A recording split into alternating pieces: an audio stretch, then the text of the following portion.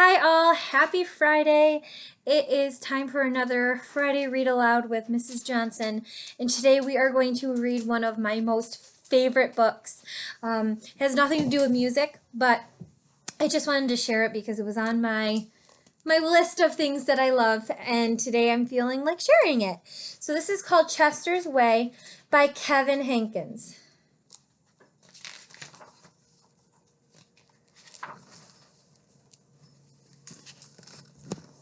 Favorite book. I'm so excited. All right, here we go. Chester had his own way of doing things. Hello, my name is Chester. I like croquette and peanut butter and making my bed.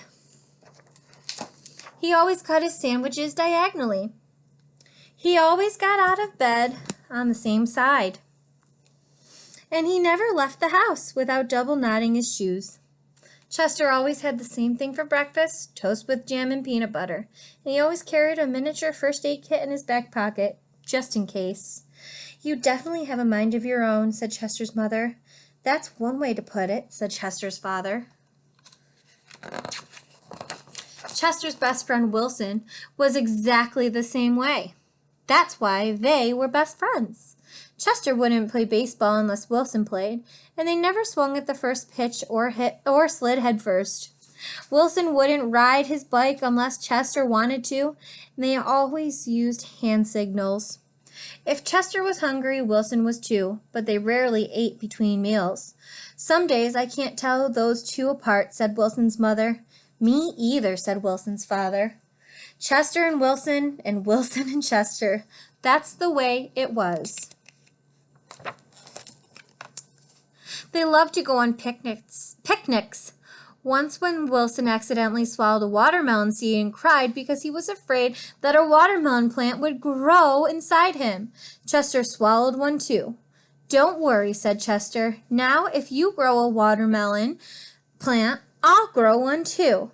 Chester duplicated his Christmas list every year and gave a copy to Wilson because they always wanted the same things anyways. For Halloween, they always dressed as things that went together. Salt and pepper shakers, 2 mittens on a string, ham and eggs. They really are 2 peas in a pod, said Chester's mother. Looks like it, said Chester's father.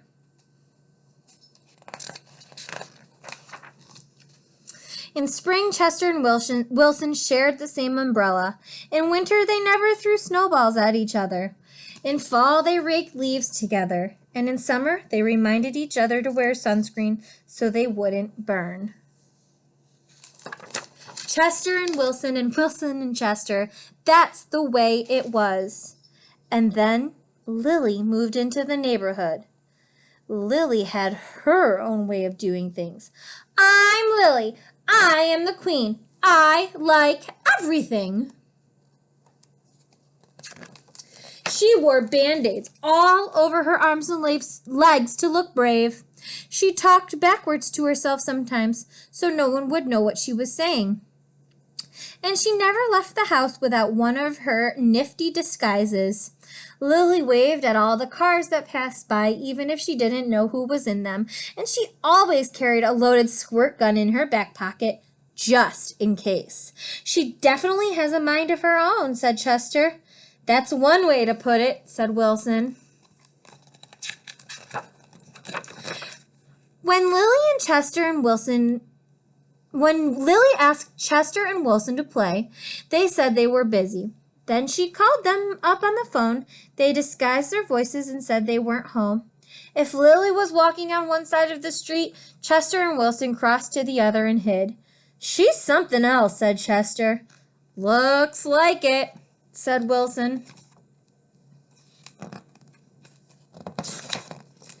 One day, while Chester and Wilson were practicing their hand signals, some older boys rode by, popping wheelies. They circled Chester and Wilson and yelled personal remarks. Chester and Wilson didn't know what to do. Just when they were about to give up hope, a fierce-looking cat with horrible fangs jumped out of the bushes and frightened the older boys away. Are you who I think you are? Chester asked the cat. Of course, the cat replied. Thank you, Lily, said Chester. You're welcome, Chester, said Lily. Thank you, Lily, said Wilson. You're welcome, Wilson, said Lily. I'm glad you were wearing a disguise, said Chester. And I'm glad you had your squirt gun, said Wilson. I always do, said Lily, just in case. Afterward, Chester invited Lily over for lunch. You have a Muscle Mouse cup, said Lily. Of course, said Chester. I do too, said Lily. Same here, said Wilson. Chester and Wilson cut their sandwiches diagonally. Lily asked Chester's mother if she had cookie cutters, and she made stars and flowers and bells. That's neat, said Chester. Wow, said Wilson. That night, Lily invited Chester and Wilson to sleep over. You have a nightlight, said Chester. Of course, said Lily. I do too, said Chester. Same here, said Wilson.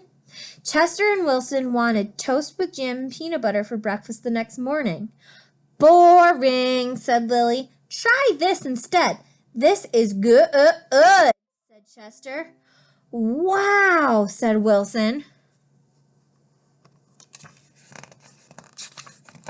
After that, when Lily asked Chester and Wilson to play, they said yes.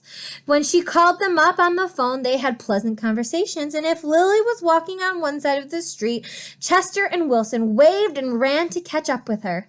Chester and Wilson taught Lily hand signals, and she taught them how to pop wheelies. Lily taught Chester and Wilson how to talk backwards, and they taught her how to double knot her shoes.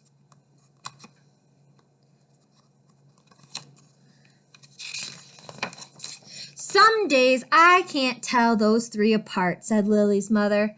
Me either, said Lily's father. Chester and Wilson and Lily. Lily and Wilson and Chester. That's the way it was.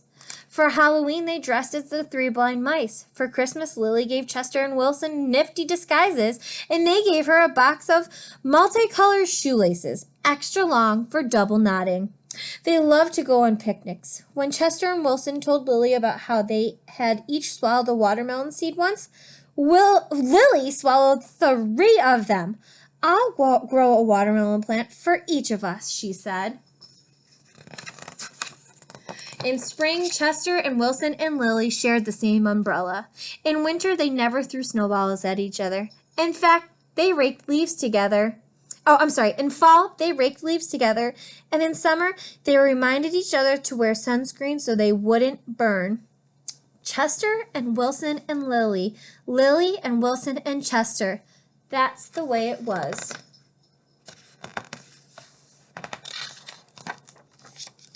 And then Victor moved into town. The end. This is one of my absolute favorite books, and I hope you enjoyed it too. Happy Friday, and I will see you next week. Bye.